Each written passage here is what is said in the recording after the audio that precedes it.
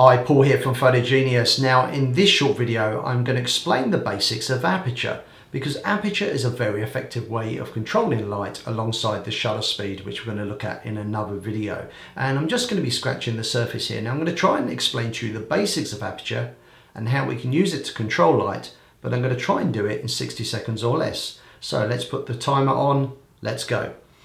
Aperture is a function of the lens. It's an opening that you can adjust. You can make it larger or smaller.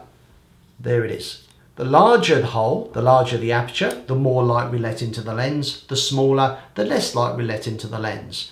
Now, on a Canon camera, you can adjust the aperture by holding down the AV button and turning the wheel.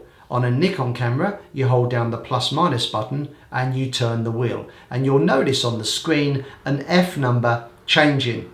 That F number is very important because it tells you the position of the aperture, but the numbers can be a little bit confusing. The larger aperture is a small number and the smaller aperture is a larger number, but with practice you'll get used to it. To control this, you will need the camera to be in the manual mode. So the aperture is a very effective way of controlling light. It will also affect your depth of field, but we'll leave that for another day. And we are at 59, 60 seconds, done.